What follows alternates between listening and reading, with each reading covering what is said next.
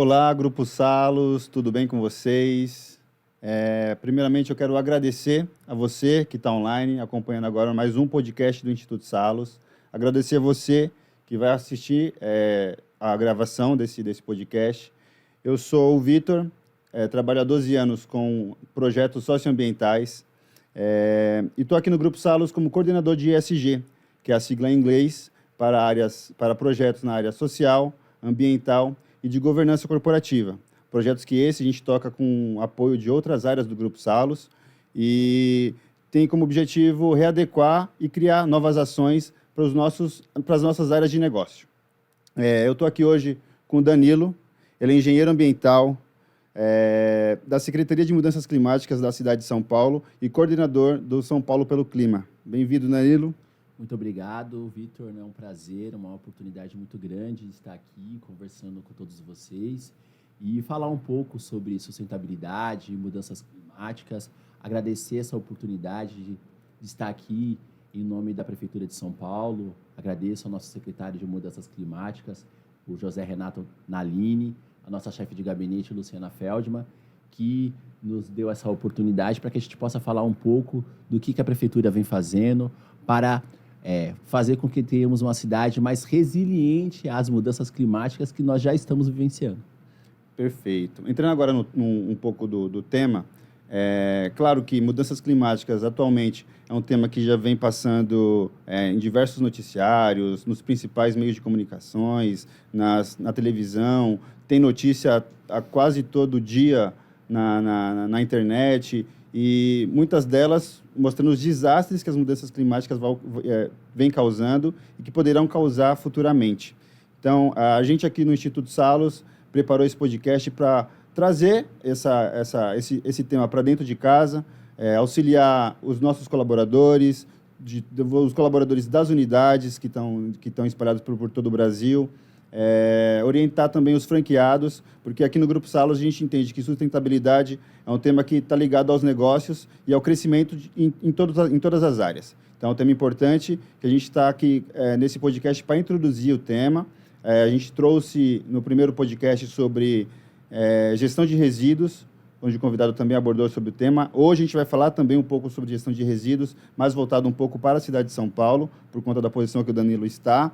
E quero a interação de vocês, se possível, manda pergunta, avisa um amigo, você que está online, avisa o amigo que está aí do lado no escritório trabalhando, você que está na clínica também, avisa, tem um WhatsApp da outra gerente de outra unidade, manda ali o link dessa transmissão, para a gente, a intenção aqui é de prestar esse serviço para vocês, sim, trazendo informações, certo? Perfeito.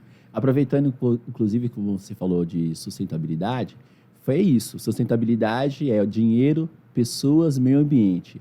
Ações socialmente justas, economicamente viáveis e ecologicamente corretas. Só de estar aqui já demonstra que o Instituto Salos tem um compromisso com a pauta, né? Obviamente, dentro do contexto do corporativo que o ESG traz, mas é socialmente justo termos uma empresa comprometida e que busca dialogar com o poder público para trazer não só benefícios e uma qualidade do serviço prestado pela empresa, mas automaticamente acaba isso revertendo positivamente, não só para a sociedade, onde as unidades se encontram. Então, claro, é para todo o Brasil, mas a gente olha com carinho para as unidades e para os serviços que vocês prestam na nossa cidade de São Paulo, mas automaticamente tudo que a gente desenvolve aqui em São Paulo acaba sendo reflexo para o Brasil inteiro. Então, esse comprometimento de vocês vem muito agregar a nossa cidade.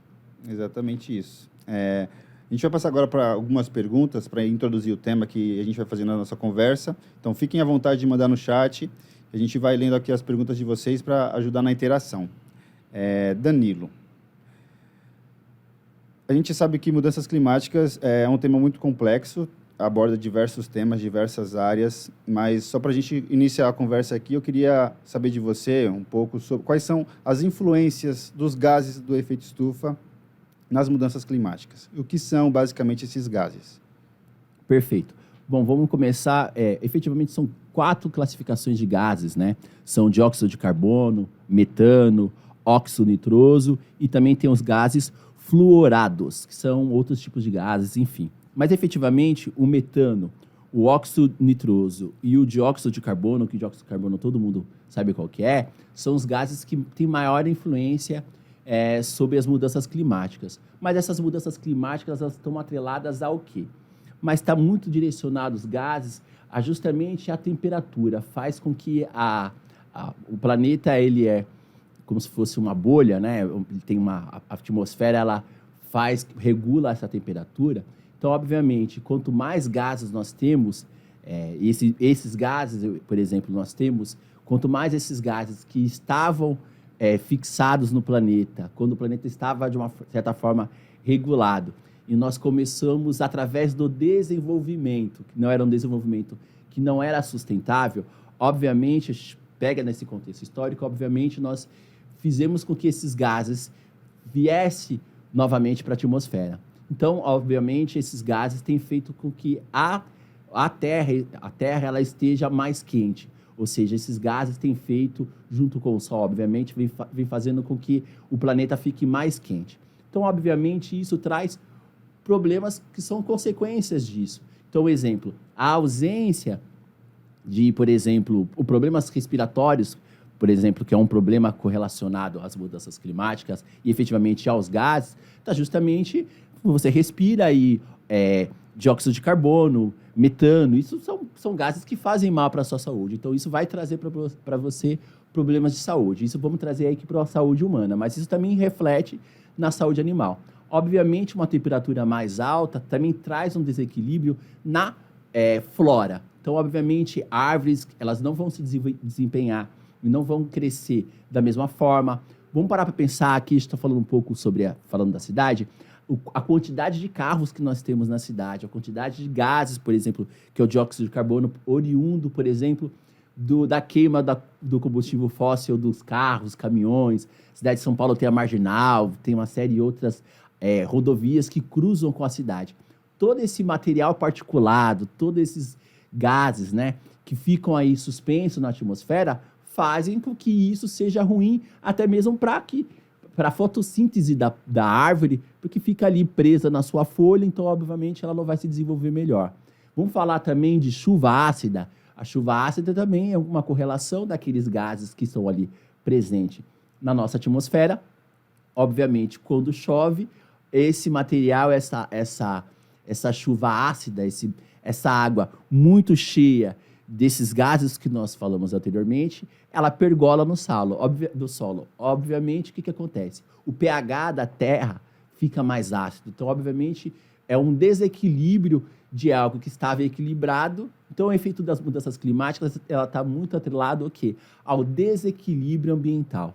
A partir do momento que esse desequilíbrio começou a se tornar cada vez mais acentuado, os problemas que o ser humano vem vivenciando têm se tornado cada vez mais acentuado.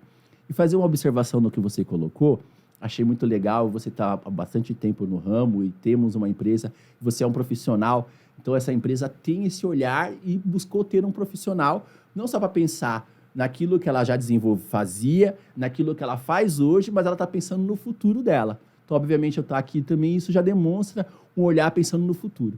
Então, antigamente não se pensava muito nisso, porque as consequências dos efeitos das mudanças climáticas que já aconteciam, mas a cada vez mais estão se tornando mais notórios e mais prejudiciais. Então, obviamente, agora o ser humano vem buscando falando mais. Mas a gente sempre falou sobre esse assunto, não é verdade? Sim, é um tema que tem bastante crescimento agora também por conta do tema ESG em si, né? Que as corporações estão começando a adotar.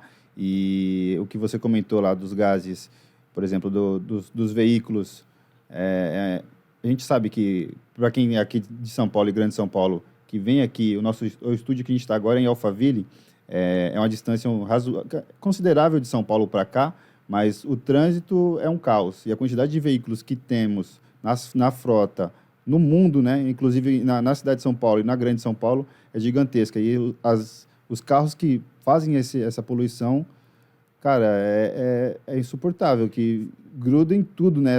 Que é a fuligem, né? Que é o termo, Sim, certo? exato, que é o material particulado. Porque, de uma certa forma, a gente precisa parar para pensar, e quando a gente falar sobre sustentabilidade, o socialmente justo, certo?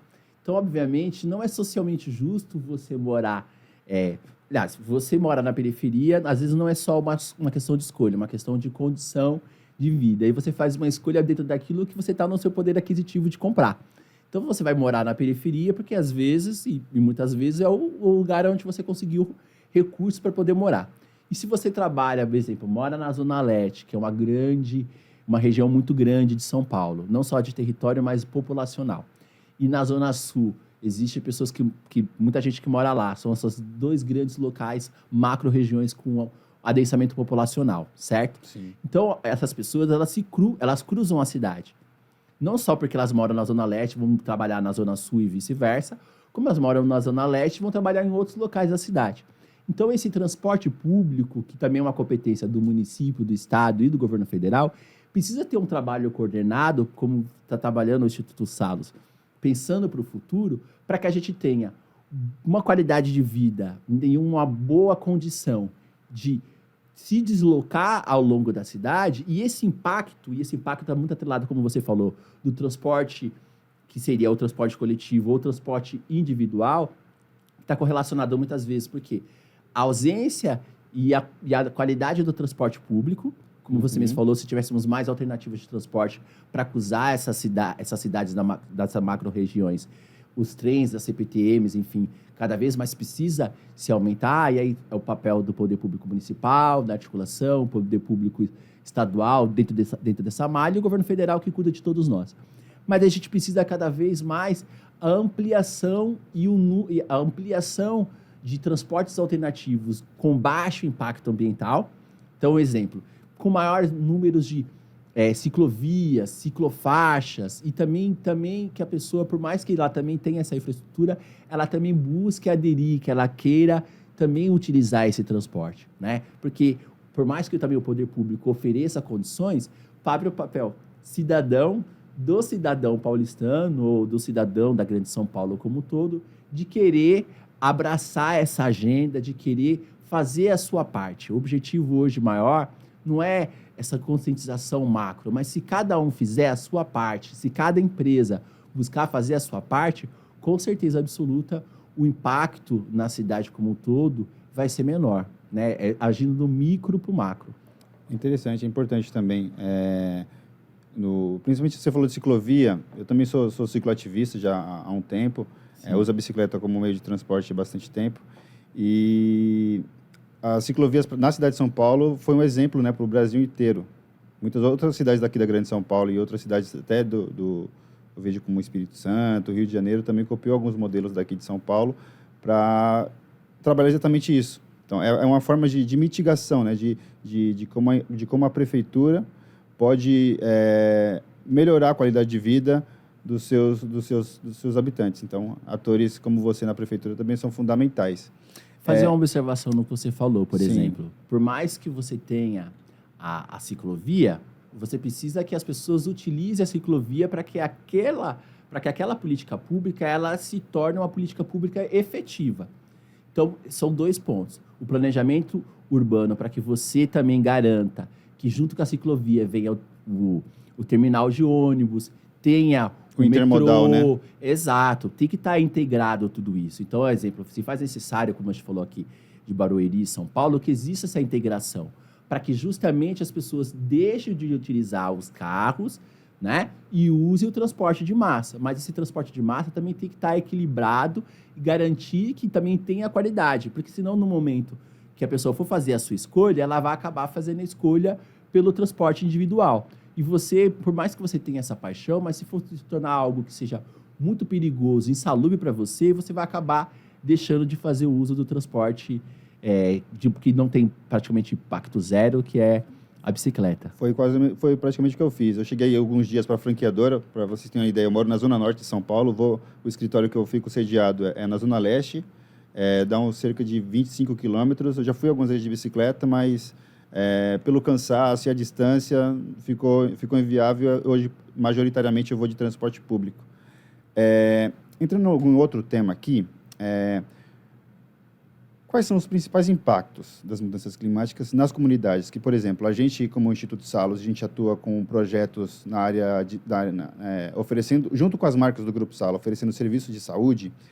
Para fazer esses projetos, Por exemplo, a gente tem dois projetos premiados pela Prefeitura de São Paulo, Secretaria de Direitos Humanos, e a gente utiliza um mapa de um outro instituto que ele mapeia as vulnerabilidades da cidade de São Paulo. É o mapa da desigualdade. Isso. Saiu, inclusive, recentemente da rede Nossa São Paulo. Isso, é esse mesmo. A gente utiliza Eles são ótimos. A gente também, inclusive, é feito relativamente em parceria com a Prefeitura de São Paulo, porque muitos dados se faz necessário que eles acabem buscando conosco e também se balizam nas políticas públicas que fazem com que a gente entenda essa vulnerabilidade, né? Mas continua. É uma forma de você saber onde estão as dores, né, da cidade de São Paulo e tratar. E a gente, como ONG, a ONG do Grupo Salos, o Instituto Salos, a gente utiliza esse mapa como norte. Então, como seria... quais são os principais impactos que a gente tem hoje das mudanças climáticas nas periferias, nas comunidades como um todo? Bom, eu sou morador de Ermelino Matarazzo. Então, obviamente, eu posso dizer com muita tranquilidade, acho que você também... sobre o assunto, as diferenças. Quando a gente fala novamente sobre sustentabilidade, meio ambiente, econômico, social, não é socialmente justo que somos todos moradores da cidade de São Paulo, então, obviamente, era para que o Estado ele busque oferecer políticas públicas iguais para todos nós. Ninguém é melhor que ninguém, ninguém é diferente de ninguém. Mas eu estava até trazendo o que você está me falando, me remeteu a um pensamento muito longo. E eu preciso até me lembrar aqui, enquanto eu falo com você, qual que foi o local. Mas está muito próximo de me lembrar. Era um lugar, obviamente, arborizado. E aí eu lembrei assim, poxa, nem para onde que eu... Eu acho que eu fui visitar um amigo meu. E a casa dele, efetivamente, o apartamento dele, não era algo muito diferente da minha realidade quando eu morava em Ermelino Matarazzo. Mas a diferença não é a qualidade da sua casa, mas e sim o local aonde você está. E eu estava muito relacionado à área da cultura, inclusive. Porque caminha junto, né? Sim. Aonde eu Ermelino Matarazzo só tem uma biblioteca. Para quem é fora de São Paulo, o Ermelino Matarazzo é o extremo leste da cidade de São Paulo, com uma periferia. Exato. E só tem uma biblioteca. Então, assim, a única coisa que a gente tem para falar sobre cultura é uma biblioteca. Então, obviamente, imagina a cobertura vegetal lá em Ermelino Matarazzo. Igual eu vou falar, você falou sobre... Eu lembro um pouco sobre o que você falou sobre o Instituto Salos, a questão da estética. Eu envelheci muito lá em Ermelino, não pode falar, né? Porque você não tem uma sombra, você efetivamente não tem muitas empresas como o Instituto Salos que justamente pensam de como ser diferente, como eu posso ser uma empresa cidadã nesse local? Como é que eu posso ser uma empresa que desempenhe um papel socialmente justo? Porque tem que ter o desenvolvimento econômico, sim, mas tem que ser um desenvolvimento sustentável. Para me desenvolver, eu não preciso tirar uma árvore que tem na porta do meu estabelecimento comercial. Você entende por que eu quero dizer? Uhum. Então, quando a gente tem vários estabelecimentos comerciais, várias moradias, então a consciência dessas pessoas que lá moram precisa também caminhar junto. Por mais que a gente tenha uma vulnerabilidade social, e ainda que também possa ser que entre os pontos também tenha essa falta de conhecimento da importância de uma cobertura vegetal, a importância do respeito, né, de a gente praticar o nosso gesto de cidadania, de deixar o seu resíduo, separar o seu resíduo de forma correta. Por exemplo, lá em Ermelino já existe a cobertura hoje em dia a cidade de São Paulo tem um programa chamado de... Está muito dentro de um olhar que é separe o seu lixo em dois. Sim. Então, assim, para que você não tenha muito trabalho, o que é orgânico, você tem os dias, que são 3 dias por semana, e o que é reciclável, obviamente, ele não passa por um processo de decomposição, e se você limpar o resíduo, antes de você descartar, obviamente aquele resíduo também vai ser um resíduo inodoro. Então, por exemplo, uma garrafa... Essa garrafa aqui, uma garrafinha de água dessa. Mas se tivesse algum refrigerante, obviamente, se ele ficar com a tampa aberta, né, ou mesmo ela fechada, você vai ter um processo de decomposição. Então, pode ter algum tipo de cheiro. Mas, efetivamente, de preste, não teria. Então, uma vez por semana, tem a coleta domiciliar na porta, que é a coleta porta a porta, que a gente fala, na porta desse domicílio, ou na porta desse comércio. Então, obviamente, se você fizer seu papel, aquele resíduo não vai ter cheiro, então, obviamente, não vai ter um impacto ambiental quando for passar ali a coleta do resíduo Até na emissão dos reciclável. gases, né? Até na emissão dos gases. E, obviamente, você também não tem. O metano está correlacionado na decomposição da matéria orgânica e as bactérias ali, elas são especialistas em soltar metano. Mas se existir o material orgânico, se você fazer o seu papel enquanto cidadão, que quando você compra o produto, esse produto, ele é seu. Uhum. Se ele é seu, ele é sua responsabilidade porque ele é seu resíduo. Não é da prefeitura, não é da empresa, não é da empresa que te vendeu, mas efetivamente ele está sob o seu domínio. É sua posse, né? É sua posse. Certo. Então, o momento do descarte, que você descarta, né, a palavra é você descarta. Então, quando você descarta, você também tem que ter a responsabilidade da forma como você vai descartar. Se a gente hoje falar tanto sobre, poxa, o colaborador que é o lixeiro, né, o gari, que vai pegar lá o seu lixo e controlar a garrafa ali cortada, você tem uma responsabilidade com a saúde daquele cidadão que está trabalhando. Então, com a pessoa que trabalha na cooperativa, é a mesma coisa. Ela não pode ali, no momento que ela vai triar o seu resíduo, ela encontrar um resíduo que era para estar relativamente limpo, para poder entrar na cadeia da economia circular, para que aquele resíduo ele se torne um futuro produto, mas efetivamente ele é um produto porque ele vai ser vendido como um insumo para possivelmente um processo de transformação. Então, voltando para a periferia, para poder amarrarmos tudo isso, quanto mais essa população que está em vulnerabilidade puder adotar uma boa prática e as políticas públicas caminharem juntos, e as empresas como o Instituto de vocês, como o Instituto Salos tem, de ser um agente transformador naquele território onde ela estiver, obviamente que essa equidade acaba vindo de uma forma muito mais rápida. Porque você tem um morador consciente, você tem um comerciante consciente, as empresas conscientes e o poder público que tem que continuar fazendo a sua parte. Então, obviamente, essas regiões que têm pouca cobertura vegetal, hoje em dia a gente sabe que só existe um rio limpo, estou esquecendo o nome dele, mas eu acho que é o Capivari, tem o Rio Momo, alguma coisa do tipo, que eu estou esquecendo o nome agora. São efetivamente únicos rios que são dentro da cidade de São Paulo que estão limpos. Então, a gente precisa fazer essa reflexão sobre a qualidade da água, sobre a cobertura vegetal, sobre os resíduos, sobre a sujeira que nós mesmos, enquanto cidadãos, geramos. Mas, em especial, tudo isso é esse olhar de amor à cidade, esse olhar de amor ao lugar onde você mora. Porque, efetivamente, quando você... tudo que você faz com amor, você faz pensando não só nessa geração, mas pensando nas futuras gerações, isso vai refletir de uma forma positiva.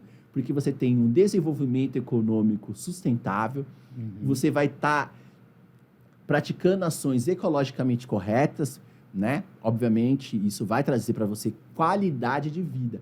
Então, os efeitos das mudanças climáticas tiram a qualidade de vida, principalmente das regiões periféricas que têm tendência a ter pouca qualidade de vida. Então, afeta mais ainda na qualidade de vida da pessoa. Exato. E você percebe regiões mais adensas que são privilegiadas, Morumbi, Pinheiros, Moema. Obviamente, você percebe que a cobertura vegetal lá é muito maior. E os serviços que tem lá, cultural, oportunidades de emprego, são muito maiores. Então, você tem um local que, efetivamente, ele também exige muito do cuidado daquela pessoa que mora lá. Faz sentido? Faz total sentido. Inclusive, quando você falou sobre a responsabilidade do resíduo, a partir do momento que está com a gente é nossa, é até um programa nosso, do Instituto Salos, junto com o RH, no escritório do Grupo Salos, tanto aqui em Alphaville quanto lá na Anália Franco, de fazer essa separação mínima, de conscientizar os colaboradores a fazer a separação. Sério? A gente tem um colaborador chamado Seu Geraldo, que... Alô, Seu Geraldo, um abraço para você. Já sou seu fã, hein, Seu Geraldo? É um militante ferrenho nesse tema assim de separação dos resíduos, está a todo momento em contato com a gente, conversando para conversar com os colaboradores, de fazer a separação mínima do que é reciclável e do que não é reciclável. Então a gente também está em processo de fazer a mensuração da quantidade de resíduos gerados para ter uma quantidade, né? Saber o quanto a gente consegue destinar para cooperativas que fazem a coleta dos recicláveis lá na frente, que é um trabalho fundamental e muito importante das cooperativas, né? Dos catadores e catadoras de recicláveis, porque muitos deles não são valorizados financeiramente e também o papel ambiental com que eles praticam, né? De fazer a coleta dos resíduos que pessoas horríveis jogam de maneira errada no chão e outros lugares que não deveria jogar. Então, é muito importante todo esse papel. Tem uma pergunta aqui no chat. Bora lá. Danilo, boa tarde. A pergunta é do Rodrigo Madeira, meu parceiro. Qual é a maior dificuldade de realizar a arborização em São Paulo? Rodrigo, muito obrigado pela sua pergunta. Um abraço a você, uma pergunta muito pertinente.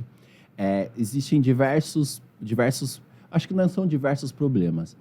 Tudo que a gente desenvolve na cidade, você precisa mensurar que é uma cidade muito grande. Então, as consequências, elas caminham juntas.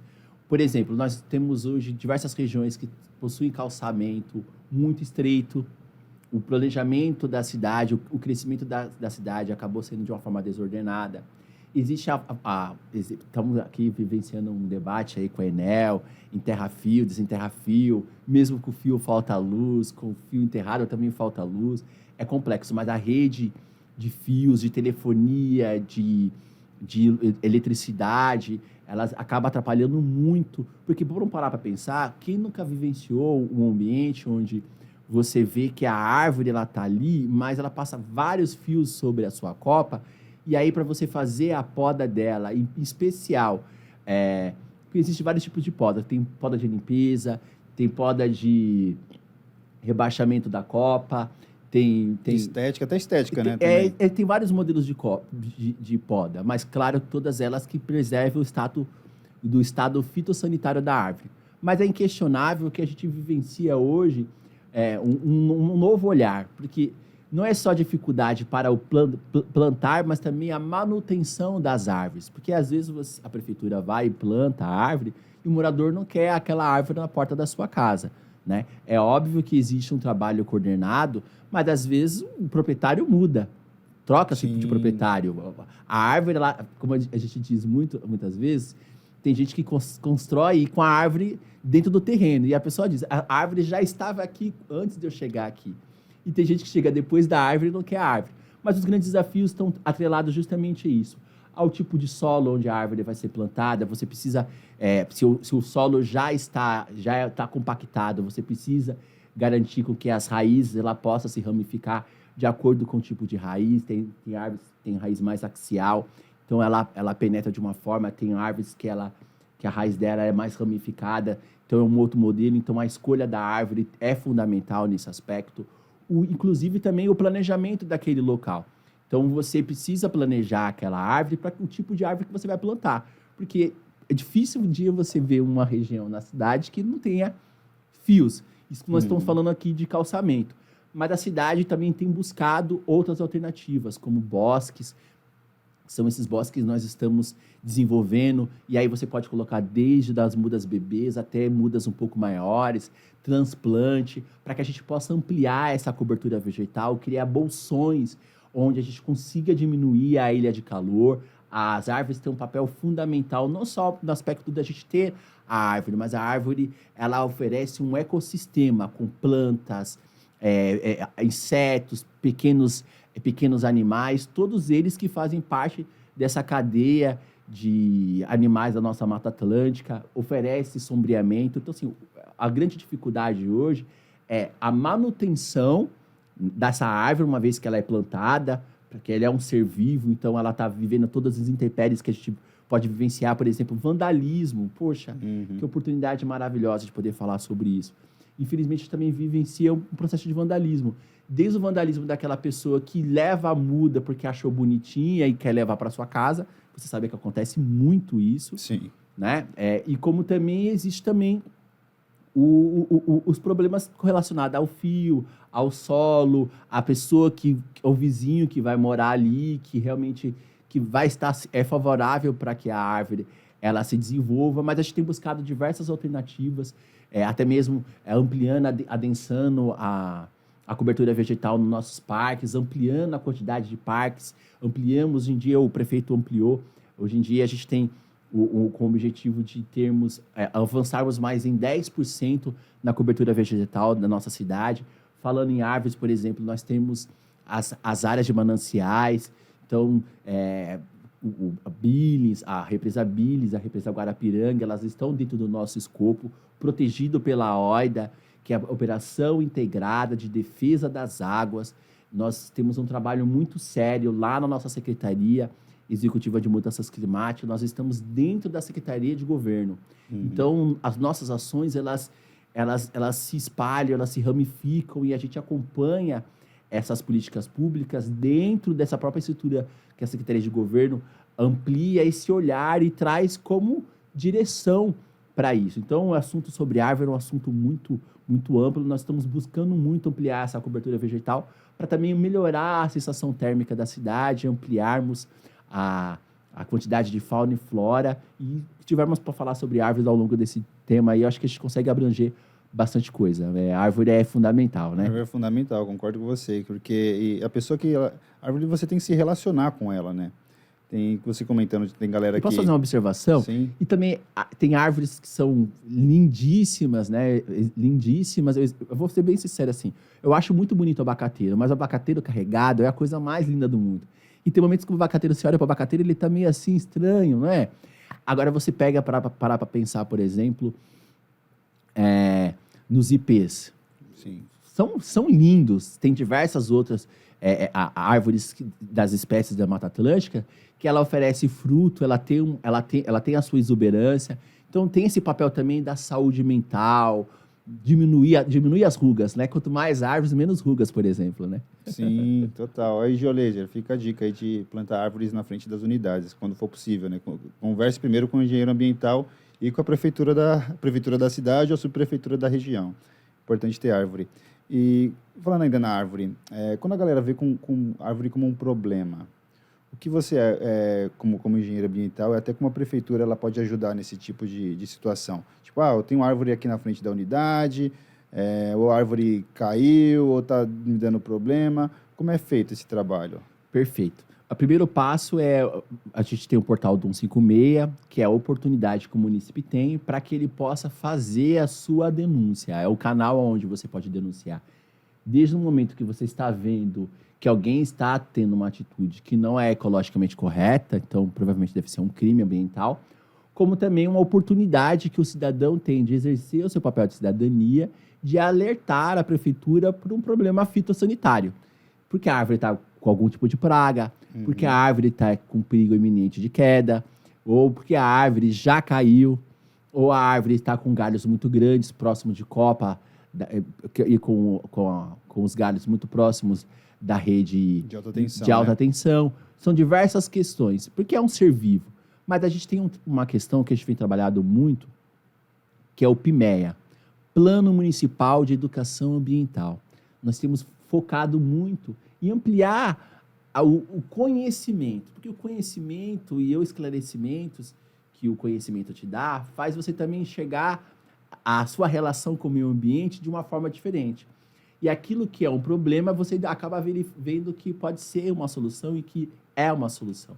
Então, trabalhar fortemente essa questão da conscientização, usar esses instrumentos para que esse processo da ida do engenheiro agrônomo de cada subprefeitura para poder avaliar o status fitossanitário dessa árvore e, obviamente, ele vai avaliar se ela tem um problema de saúde, qual o tipo de diagnóstico que vai ser dado. Às vezes o munícipe, por desconhecimento, não quero dizer má fé, mas às vezes por essa falta de consciência da importância da árvore, ele vai lá e pede para que a árvore seja removida, porque está falando que está batendo nos galhos, ele está preocupado. Aí o engenheiro agrônomo vai lá e fala assim, uma poda de rebaixamento de calha, uma poda para baixar a copa, rebaixamento da copa, uma poda de limpeza, e obviamente vai ficar longe dos galhos, os galhos vão ficar longe dos fios, então obviamente aquilo que poderia ser, era uma sugestão de remoção, acabou virando uma sugestão de poda.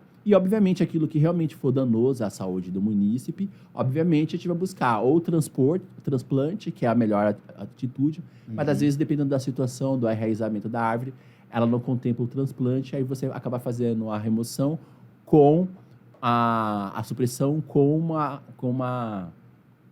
o replantio, na verdade, com a compensação ali próximo mesmo, para justamente manter esse equilíbrio. Na região, né? Para não deixar uma Exato. região sem muita arborização. E o mesmo né? serve para o munícipe também, munícipe, uma empresa que tem alguma árvore dentro do seu estabelecimento, ele quer ampliar, quer construir sua casa nova, aí ele tem um TAC, que é o termo de ajuste de conduta, e ele vai ter que compensar aquela árvore que ele está removendo. Porque acho que é tão importante também dizer uma coisa sobre a árvore, né? Sim. A árvore está dentro da minha casa, a árvore é minha responsabilidade? É minha, certo? Mas eu posso remover ela? Não. Então, assim, é uma coisa que é minha, mas ao mesmo tempo é de todo mundo. Faz sentido o que eu quero dizer? Faz sentido. A Então, natureza é conectada com a gente, né? A gente precisa se conectar com a natureza também. Mas às vezes as pessoas acham que só porque a árvore está dentro do terreno dela, a árvore é dela. Ela é sua. É de sua responsabilidade? É. Eu posso remover ela? Não. Preciso de autorização. Porque a qualidade e o papel ambiental, o papel que ela desenvolve, não está correlacionado somente a ela. Sim, entendi. Legal, né? Legal. Como falou para vocês sobre árvores, é um assunto que vai longe. Porque Sim. Vamos marcar um dia ou outro, a gente só conversa de árvore. Passou o dia da árvore, né? Não, logo tem eu acho que já passou já o dia da árvore. Já. Mas ainda no tema assim, de árvore e reflorestamento, para quem não sabe, o Instituto Salos é conselheiro de um parque municipal na Prefeitura de São Paulo, no Parque Linear, Córrego do Bispo, fica na Zona Norte. Muito bom. É um parque que está em implantação, vai ser a previsão dele de abertura para o público vai ser em setembro agora desse ano. E a gente atua junto com os conselheiros na articulação de como vai ser os espaços do próprio parque. Já levamos os franqueados da região ali do parque para conhecer, Muito fazer bom. a integração com os conselheiros, com as lideranças. Já trabalhar essa consciência ambiental. Exatamente, o principal ponto de trazer esse benefício para as unidades ali da região, para os franqueados, para os colaboradores que moram na região e, claro, também os clientes do Grupo Salos, sobre a nossa importância, sobre o nosso cuidado e consciência sobre a importância da educação ambiental e do trabalho junto com o meio ambiente. E, obviamente, onde vocês estão, vai vir junto com isso essa consciência coletiva que vocês estimulam, não é? São Sim. centenas de franqueados, são milhares de pessoas que trabalham com vocês. Então, são milhares de pessoas conscientes. E essas pessoas conscientes, obviamente, elas vão influenciar outras pessoas, outras milhares de pessoas. Então, esse efeito em cadeia é fundamental. É tudo que a Prefeitura de São Paulo precisa. É tudo que qualquer poder público precisa, né? O poder público caminha junto com o cidadão. Se o poder público vai para um lado e o cidadão vai para o outro, e o cidadão ramifica entre as empresas, as organizações do terceiro setor, população. Mas, efetivamente, vocês precisam do Estado. Sim. E o Estado precisa de vocês. Então, a gente precisa caminhar juntos.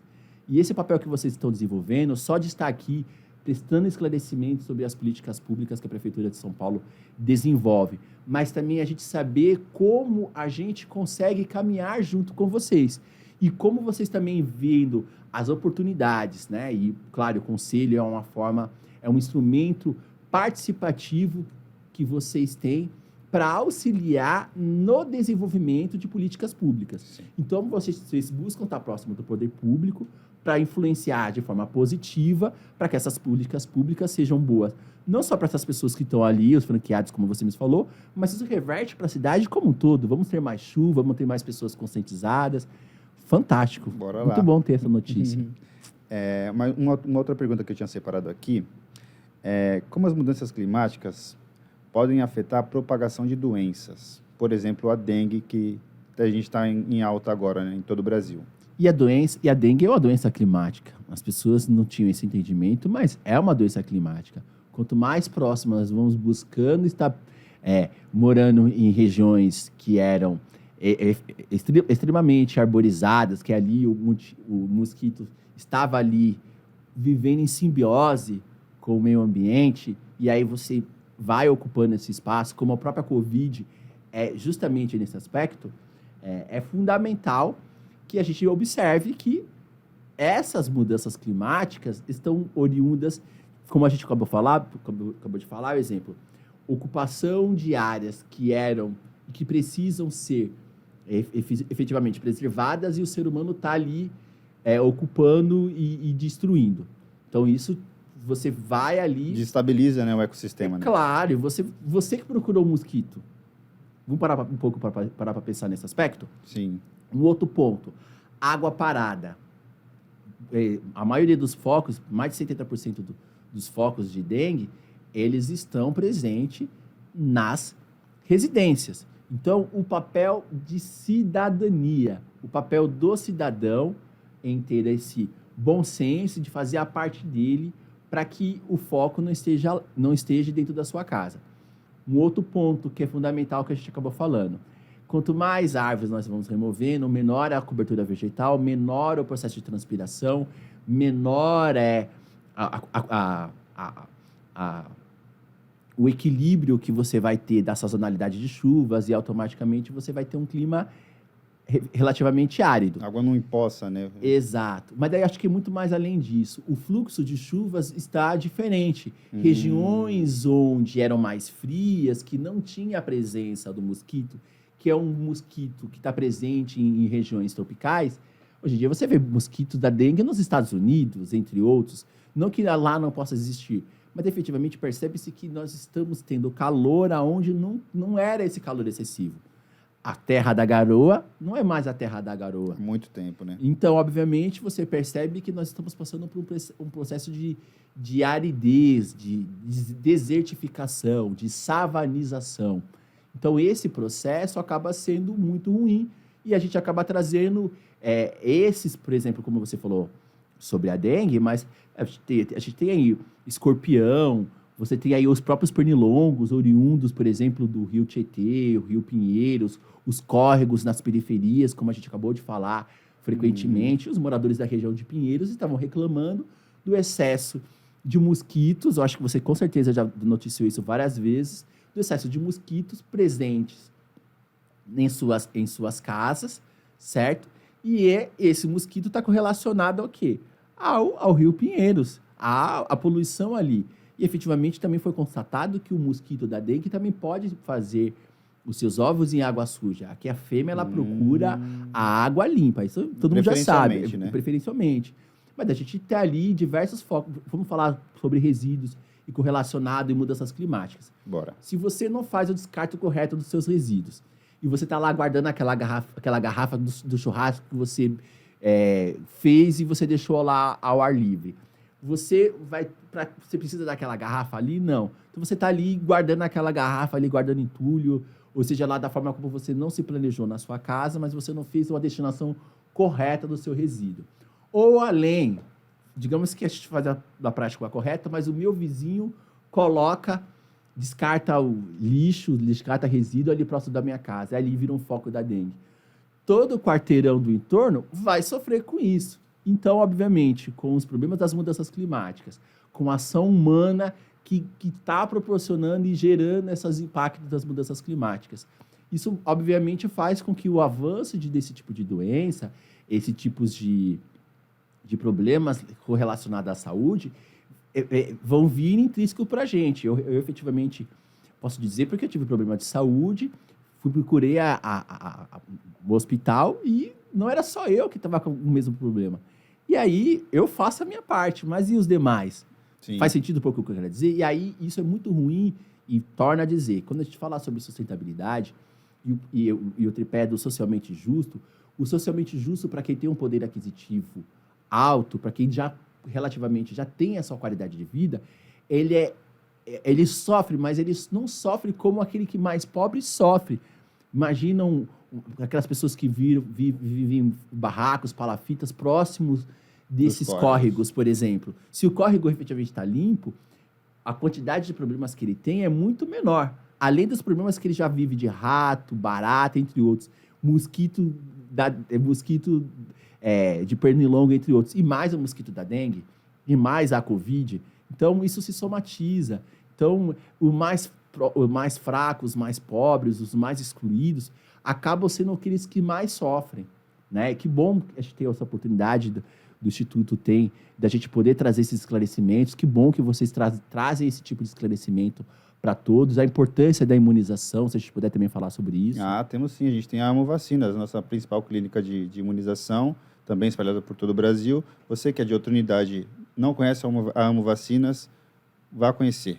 É uma marca de imunização do nosso grupo, importante para a saúde coletiva na nossa cidade aqui em São Paulo, né, especificamente, mas também em todo o Brasil. Tem clínicas espalhadas por todo o Brasil.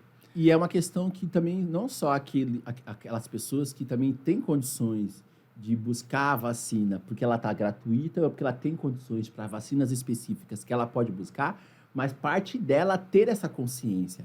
O futuro da nossa cidade de São Paulo, o futuro dos colaboradores do Instituto Salos, ele está correlacionado não só naquilo que o poder público direciona, do que a empresa direciona, tem que partir do cidadão. O cidadão tem que exercer o seu papel de cidadania.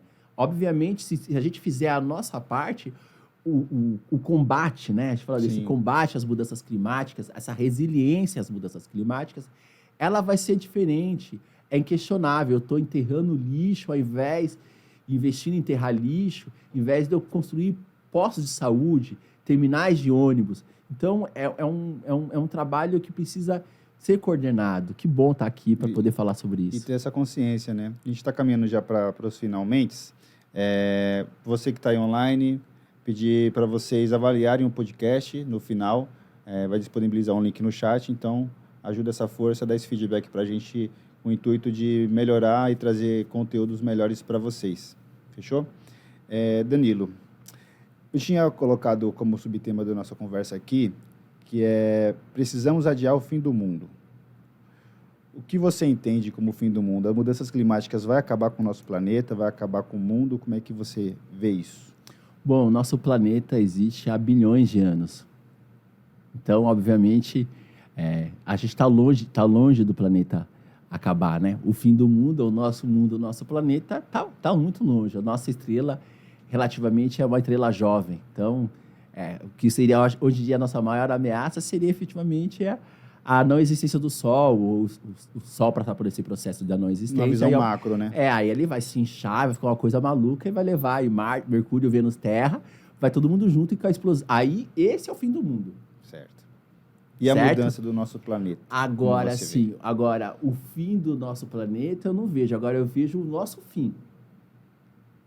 O nosso fim eu vejo. A Terra passou por diversos processos de autorreciclagem, né? Desde os dinossauros até a megafauna. E nós hoje estamos aqui. A nossa presença na Terra e cooperação à existência da Terra, a nossa vida é muito pequena. Mas as transformações que nós estamos fazendo na Terra são processos que são milenares, que há milhares de anos, há milhões de anos, ela estava de uma forma e a gente está mudando essa forma. E, obviamente, o planeta, como os seres vivos que aqui estão, eles mostraram que eles foram resilientes e eles conseguiram se adaptar. Será que nós vamos conseguir nos adaptar? Eu acho que não, cara. Eu acho que não. Então, eu acho que sim. Vou parar para pensar e não é nenhuma... Diga por quê. Não é nenhuma demagogia, porque eu estou aqui sendo convidado por vocês e eu vim realmente porque eu me senti, sabe? Não só porque é a minha missão aqui, de poder dizer sobre... Ter uma oportunidade. Vamos parar para pensar o seguinte. Eu estou coordenando o movimento São Paulo pelo Clima. O São Paulo pelo Clima tem como objetivo trazer o letramento climático, para que as pessoas possam ver que dentro das suas ações, como dentro das minhas ações eu consigo fazer a minha parte e tornar cada vez mais a cidade mais resiliente às mudanças climáticas que já estão acontecendo e como nas minhas ações, obviamente, que é um processo, não fica nada nivelado, né? Ou você avança ou você regride. Então, com as minhas ações, elas vão ser ações que vão favorecer a resiliência às mudanças climáticas. E com as ações que nós vamos fazendo, de plantio, entre outros, enfim, são uma série de outras coisas. Comportamentos humanos que vão fazer com que a gente avance. Então, obviamente, eu vejo de uma forma positiva. A iniciativa que a sua empresa hoje está tendo de me comunicar, de me convidar para eu poder aqui representar a nossa secretaria, o nosso secretário, a nossa chefe de gabinete. Mas, efetivamente, a gente poder aqui dizer o que é possível ser feito, basta a gente buscar isso. Eu acho que olhar para as empresas que tínhamos no passado, existiam poucas empresas com a consciência como o Instituto Salos tem. E hoje em dia isso tem avançado. Então, isso para a gente é uma oportunidade, sim, para que a gente olhe de forma positiva. Nós temos aqui o Plan Clima. Ele é o plano de ação climático da Prefeitura de São Paulo. Poxa, olha, você traça ali uma série de políticas públicas que faz com que você se incline a desenvolver. Então, está ali traçado. Basta não só a prefeitura, mas todos aqueles agentes e todas aquelas pessoas que são ali influenciadas sobre esse plano. Que vai desde empresas a pessoas... Sim. Por exemplo, vou trazer para você o Confrota. O Confrota tem como objetivo trabalhar a descarbonização e incentivo a modelos de transportes alternativo que caminhem para a descarbonização. Então, a prefeitura, hoje, ela olha para a sua própria frota. Como ela, dentro da sua própria frota, ela diminui as emissões, a carbonização. Como que a gente, nas nossas novas licitações, contratação e compra de novos ônibus, que a gente precisa diminuir o carro, mas também tem o transporte de caminhão e ônibus que emite muitos gases. Hoje em dia, as indústrias são os gases de efeito estufa, que foi aqueles 4 gases que a gente falou aqui anteriormente. A prefeitura ela vem buscando incentivar para que a gente compre novos ônibus que sejam ônibus de matriz elétrica. Então, não tem a emissão de carbono. Obviamente que a matriz energética que é oriunda dessa energia elétrica, ela precisa ser limpa, mas efetivamente o Brasil tem uma matriz energética limpa, maciçamente limpa. Então, a gente tem aí a OIDA, que é a Operação Integrada de Defesa das Águas. Nós estamos cuidando dos nossos mananciais, nós estamos cuidando da nossa caixa d'água. Mas eu também preciso que as pessoas que usem aquela caixa d'água, eu vivencio isso porque eu sou um ativista, trabalho no projeto Limpeza na Represa, que é um projeto que a gente tem de limpeza da margem do manancial.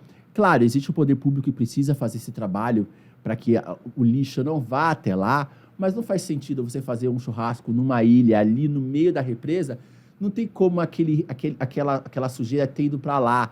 Você faz um churrasco e você vai deixar lá o saco de carvão lá, fazer as coisas com as consciência, latinhas. né? Não, acho que a gente precisa cada vez mais esse tipo de bate-papo que nós estamos tendo. E reforço, eu falo isso com muita tranquilidade. O papel socioambiental que a empresa de vocês está desenvolvendo é justamente para o esclarecimento.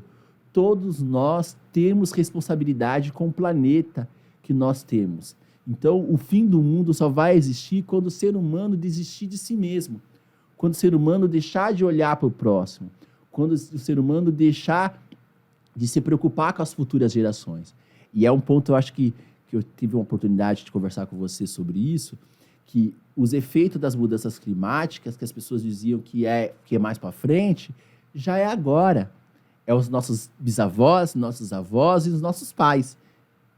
E então, hoje, eles estão vivenciando, talvez, não é generalizar e longe disso, mas muitas pessoas que achavam que isso estava muito longe de acontecer, ou que possivelmente não vai acontecer, bateu na nossa porta. Então, oportunidades como essa, para que esse assunto seja um assunto que deixa de ser mito, mito no aspecto que o mito está muito atrelado no desconhecimento, aquilo que te assusta, aquilo que você, pelo seu desconhecimento, você tem um preconceito de dizer que é bobagem, né? Então, só de ter um profissional como você, estando aqui numa empresa tão grande, que relativamente transforma a vida das pessoas, transforma o sorriso, a autoestima, a imunização, entre outros serviços que vocês desenvolvem, é fundamental para que a gente tenha uma sociedade melhor.